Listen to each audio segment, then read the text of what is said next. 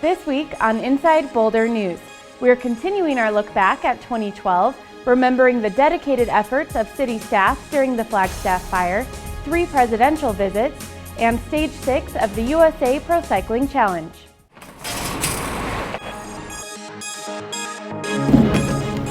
Welcome to Inside Boulder, featuring topics and stories that impact the community of Boulder, with Patrick von Kaiserling and Jennifer Bray.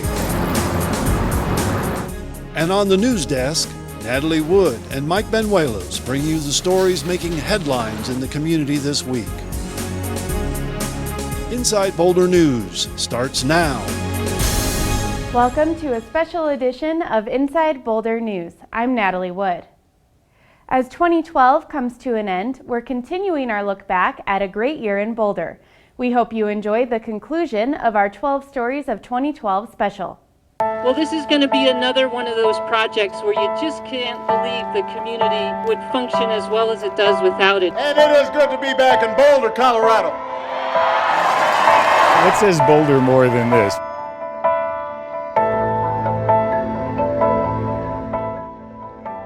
We're rehabilitating a 100-year-old hydro plant. We're just using infrastructure that was already here and generating electricity with the pressure that's available to us. We used the opportunity of getting a grant from Department of Energy to put in a brand new 5 megawatt hydro facility that we can use from now on to provide us a lot of renewable energy.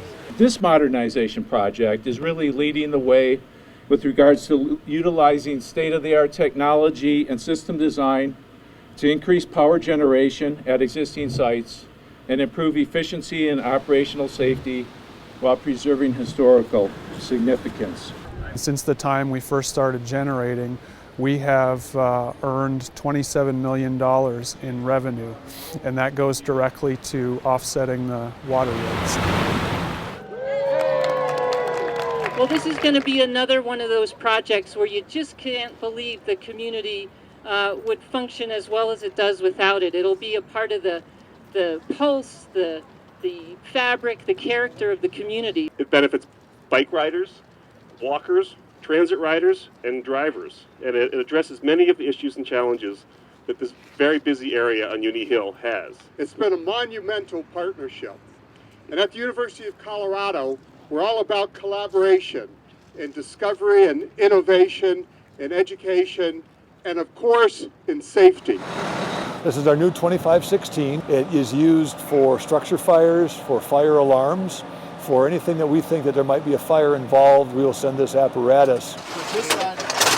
This fire truck has loads of great new features. It runs on eco-friendly biodiesel, has new safety features for firefighters riding in the cab, and your versatile 100-foot ladder for challenging high rescues. It has a 100-foot aerial platform on it, which gives us the ability to go not only 100 feet up in the air, but it also gives us the ability to go quite a ways horizontally, sideways, to make rescues out of buildings if we have to park farther away from the building. We also have a much more efficient engine. For our own safety, we've really upgraded the safety features for the apparatus, and by having a new apparatus, we've increased the reliability, so this is actually in service longer and able to serve our customers better. President Obama spoke at the Coors Event Center on Tuesday evening to a packed house of students, faculty members, and the public. A packed campus welcomed President Obama back to CU. And it is good to be back in Boulder, Colorado.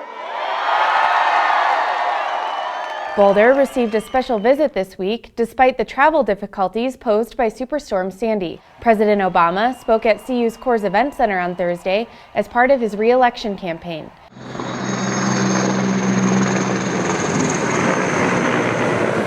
The lightning-sparked blaze swept across open space above the NCAR building.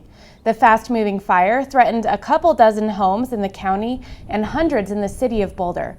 Thanks to collaborative firefighting efforts and a rainstorm Wednesday afternoon, our hardworking and dedicated crews were able to keep it from entering the city. With the winds coming out of the west, pushing the fire over the hill toward the city of Boulder, the air attacks, the slurry drops, the helicopters, were able to keep that fire in check so it did not come over the ridge and come down into the city of Boulder. We have worked with open space to do mitigation on the properties just outside of the city so that in the event we would get a wildfire, we would be able to contain that fire. Those efforts have paid dividends. We do a little bit with the structures, we do a little bit with the vegetation, and it really allows our firefighters to get in there and do the work they need to do to protect the city of Boulder. The excitement around town and on Flagstaff was overwhelming as Boulder happily welcomed back pro racing. This is a first event of its kind in a very long time on Flagstaff Mountain.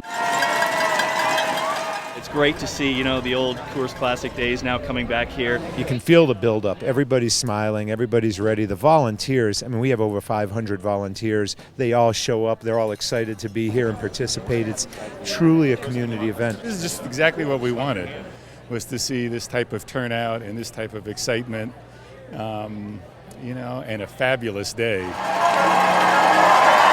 What says Boulder more than this or better than this? Race organizers are calling Stage 6 the biggest day in American pro cycling history, largely due to the finish on Boulder's iconic Flagstaff Mountain. Coming up Flagstaff is so beautiful. You know, they got the helicopter shots.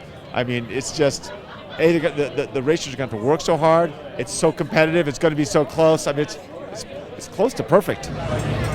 And, you know, people around the country, people around the world, they've heard of Boulder. And this is a great way to introduce the world to this part of Colorado.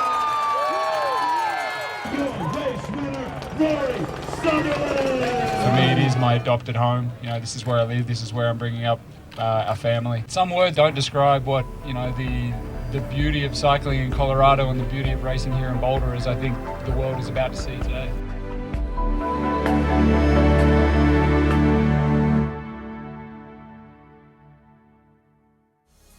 "2012 was a great year for news in the city of Boulder. Join us in the new year for a story about a Boulder second grader who knew exactly what to do during a neighborhood fire. And be there as the students at Uni Hill laugh and learn about an important natural resource. Remember to stay in touch with us on Facebook by submitting news tips and questions. Or send a Sign Me Up message to mycitynews@bouldercolorado.gov to receive video updates like this newscast in your inbox. Thank you for watching Boulder Channel 8. We wish you all the best in 2013.